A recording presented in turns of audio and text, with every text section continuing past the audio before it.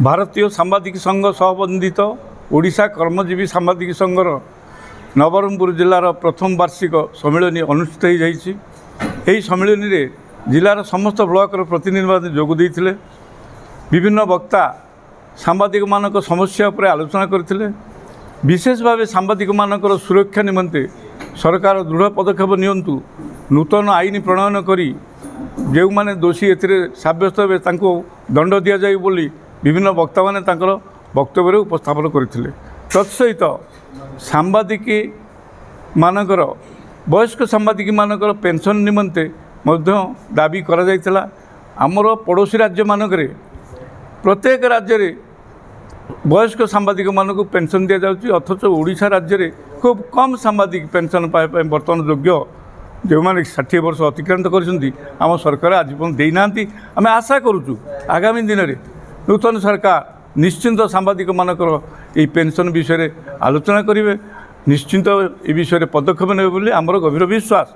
तत्सहित स्वास्थ्य बीमाटी देइछन्ति 5 लाख टंका से स्वास्थ्य बीमार पितामाता सहित जो निर्भरयोग्य जो माने कि परिवार उपरे डिपेंड करुचन्ति सामाजिक उपरे तांकर 25 वर्ष ऊर्ध्व पिला मानकु एथिरे अंतर्भुक्त करा जाऊ।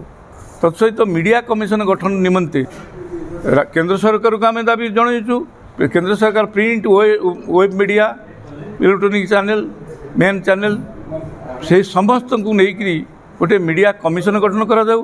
राज्य स्तर में राज्य सरकार प्रेस एकाडेमी गठन निमंते आमर दाबी वक्ता मैंने उपस्थापन करते। आम आशा करुचु आगामी दिन में नूतन सरकार आसिले ये विषय आलोचना करी निश्चिंत पदक्षेप ने बोले आम आशा और विश्वास रखिछु। नवरंगपुर जिले में सांबादिक संघर प्रथम वार्षिक उत्सव अनुष्ठित कौन आलोचना सांबादिक योगदान करते देखु आज आमर ए नवरंगपुर जिलार OUWJ अर्थात ओडिशा यूनियन वर्किंग जर्नालिस्ट आमर एक उत्सव पालित होता है। उत्सव में आम नवरंगपुर जिले में कार्यरत रही सांबादिक भाई मैंने पखापाखि 60 रु ऊर्ध्व लोक एठारे जोग देते यार मुख्य उद्देश्य थिला जे आम नवरंगपुर जिलार ये संगठन केमती सुदृढ़ करवा एवं लोकंकर सेवा करी लोक खबर प्रसारण कर लोकलोचन को केमती आनिबा से विषय विशेष आलोचना करथिला। एवं विशेषत भाव में सांबादिक माने जो काम दाम करुचंती सेमानक पय कोनोसी सुरक्षा आईन वर्तमान पर्यंत लागि नै। से सुरक्षा आईन किपरि सरकार ए सांबादिक मानक प्रति दृष्टि देबे से विषय विशेष भाव में आलोचना करगला। एवं सांबादिक मानक पय मध्य सेमानकर पेंशन योजना मध्य आलोचना करगला। एवं किपरि भाव में ए नवरंगपुर जिले में एक स्वच्छता भाव में आम सांबादिक माने काम करि परिबे एवं दरिद्र दुखी अनाथ लोकंकर पाखक जाई सेमानकर जो सरकार अधिकार अच्छी जो लोक मैंने पाई पारना सेटा को आम लोकलोचन को आनी से केमती पाई परिबे से विषय विशेष भाव में ध्यान देथिला। सर आज कार्यक्रम विषय कहे OUWJ सांबादिक संघ नवरंगपुर जिले में नूतन भाव में प्रतिष्ठित होती तो भूमिका कौन रही जिला प्रति कौन देखो ऑलरेडी OUWJ सांबादिक संघ प्रतिष्ठा हो सारी वार्षिक उत्सव पालन हो।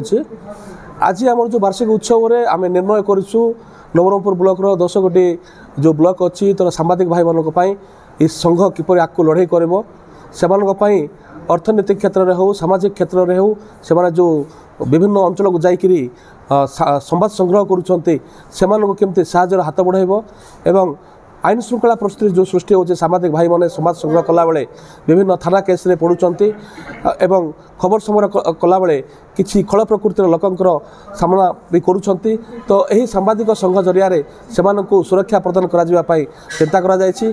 एथि सहित नवरंगपुर जिला OUWJ सांबादिक संघ किछि डिमांड्स भी रखिछि जेपरि कि सांबादिक सुरक्षा आईन एवं 60 वर्ष पर पेंशन योजना लागू हबो एवं अन्य विभिन्न क्षेत्र में काम करुवा व्यक्तिविशेष को जेपरी सर्वनिम्न मजूरी प्रदान करा जाउछि तो आम सांबादिक बंधु मान सेहीपरि सर्वनिम्न किसी मजूरी प्रदान करने आम डिमांड रखीचु। तो यही सब विषय आलोचना होता। आगामी दिन में यह पुनर्बार विभिन्न कार्यक्रम आम नेबू एवं उपरिस्थ अधिकारी को जनाई आम सांबादिक भाई आगे यह कार्य जारी रखू बोली आशा रखीचु। ସାର୍ ଆଜିର କାର୍ଯ୍ୟକ୍ରମ ବିଷୟରେ ସଂକ୍ଷେପରେ ନମସ୍କାର, ମୁଁ ହେଉଛି ରିଟର୍ଣ୍ଣିଂ ଅଫିସର କଟକରୁ ଆସିଛି ଏବଂ ଏଠି ଯେଉଁ ଆଲୋଚନା ହେଲା ମୁଖ୍ୟ ହେଉଛି ସାମ୍ବାଦିକମାନଙ୍କର ସୁରକ୍ଷା। ମୁଁ ଯେତିକି ଅନୁଭବ କରିଛି, କାରଣ ବହୁତ ଜାଗାରେ ସାମ୍ବାଦିକମାନଙ୍କ ଉପରେ ମାଡ଼ ହେଉଛି, ଅତ୍ୟାଚାର ହେଉଛି, ଇଏ ଗୋଟେ କଥା। ଦ୍ୱିତୀୟ କଥା ହେଉଛି ପେଟ ପାଟଣା ପାଇଁ ଯେଉଁ ସାମ୍ବାଦିକମାନେ ଦିନରାତି ଲାଗିଛନ୍ତି ତାଙ୍କ ଉପରେ ସରକାର ସେମିତି କିଛି ତାଙ୍କ ପାଇଁ ବ୍ୟବସ୍ଥା କରିନାହାନ୍ତି, ଯେଉଁଥିପାଇଁ ସମସ୍ତଙ୍କର ଡିମାଣ୍ଡ ରହିଲା ଯେ ସେମାନେ କିଛି ସରକାର କିଛି ପାରିଶ୍ରମିକ ଦିଅନ୍ତୁ ଏବଂ ପରବର୍ତ୍ତୀ ସମୟରେ ପେନ୍ସନ୍ ଅନ୍ୟାନ୍ୟ ରାଜ୍ୟରେ ଯେମିତି ଅଛି ସାମ୍ବାଦିକମାନଙ୍କୁ ଦିଆହେଉଛି ସେଇଟା ମଧ୍ୟ ଓଡ଼ିଶାରେ ଲାଗୁ ହେବ। ତେଣୁ ଇଏ ଥିଲା ମୁଖ୍ୟ। ତା ଛଡ଼ା ଏଠି ଆଞ୍ଚଳିକ ଅନ୍ୟମାନଙ୍କୁ ଏକାଠି ହୋଇ ବିଭିନ୍ନ କାର୍ଯ୍ୟକ୍ରମରେ ସଂଗ୍ରାମ କଲେ ନିଶ୍ଚିତ ଫଳ ମିଳିବ ବୋଲିକରି ମତ ପ୍ରଦାନ କରାଯାଇଥିଲା। ଆଉ ସେଇଥିପାଇଁ ଗୋଟେ ଉଦାହରଣ ଦିଆହେଉଥିଲା ଯେ ପ୍ରକୃତରେ ସାମ୍ବାଦିକମାନେ ହେଉଛନ୍ତି ସମାଜର ଜାଗ୍ରତ ପ୍ରହରୀ, ଚତୁର୍ଥ ସ୍ତମ୍ଭ ହୋଇପାରନ୍ତି, କିନ୍ତୁ ଜାଗ୍ରତ ପ୍ରହରୀ ସେମାନେ ଯେଉଁଦିନ ଶୋଇଯିବେ ବା ନରମିଯିବେ ବା ଅଳସୁଆ ହୋଇଯିବେ ବା କାର୍ଯ୍ୟ ନ କରିବେ ସେଦିନ ଜାଣିବା ଯେ ସମାଜରେ ସାଧାରଣ ଲୋକଙ୍କର ବିପଦ ପଡ଼ିଲା।